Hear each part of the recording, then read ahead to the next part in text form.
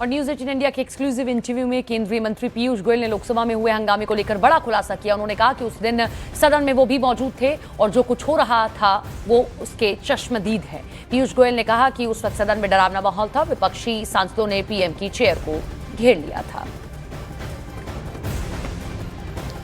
जिस तरह से प्रधानमंत्री को बोलने नहीं दिया गया, ऑनरेबल स्पीकर ओम बिरला ने बोला कि एक अनफॉर्चुनेट एक ऐसा इंसिडेंट कर सकते थे जो अप्रत्याशित हो सकता था। क्या कहना चाहते हैं? वहां बैठा था। बीजेपी एमपी ने बोला प्रधानमंत्री के ऊपर प्रधानमंत्री के चेयर के पास महिला सांसद वहां पहुंच गई। मैं खुद वहां बैठा हुआ था।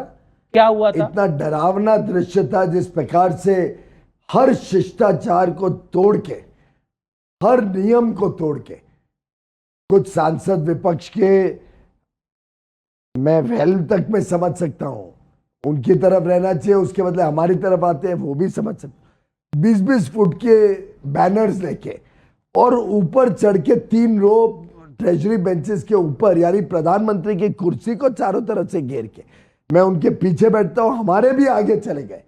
हम सबके ऊपर पता नहीं ये लोग क्या हमला कर सकते थे, क्या इनके मेंबर ऑफ पार्लियामेंट है, महिला सांसद थी। हाँ, तो इसीलिए हमें समझ नहीं आ रहा कि किस प्रकार के लोग चुन के आए, किस प्रकार के माननीय सांसद अब इस पार्लियामेंट में आ गए।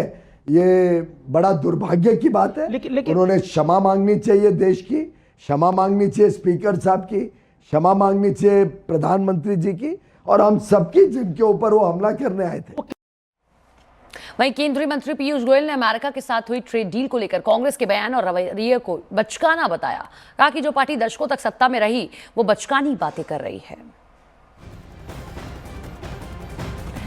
तो पीयूष गोयल से बातचीत की न्यूज 18 इंडिया ने। उस दौरान उन्होंने जिस तरीके से कांग्रेस की ओर से ट्रेड डील को लेकर कहा गया कि किसानों के हित में नहीं था, उनकी ओर से कहा गया कि ये बचकानी बात है।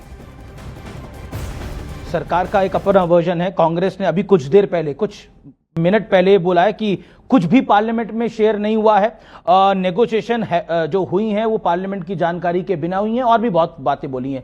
क्या कहना चाहते हैं आप? कितना दुर्भाग्य है, शायद 50 साल से अधिक इस पार्टी ने राज किया। जी 60। ये दर्शाता है कि कितना बचपना है और कितनी जानकारियों का अभाव है।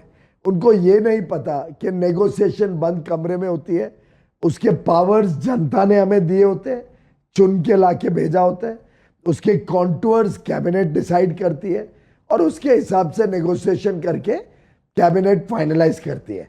लेकिन बार-बार उनके हिसाब से अगर कोई चले और ऐसे पब्लिकली डिस्कस हो के डिबेट हो कि नेगोशिएशन स्ट्रैटेजी क्या होगी, तो कभी देश कोई एग्रीमेंट कर ही नहीं पाएगा। और वैसे इन्होंने अपने समय में जो एग्रीमेंट्स किए जी, उसकी जरा किसी से पूछो, सब इंडस्ट्री के लोग, सब किसान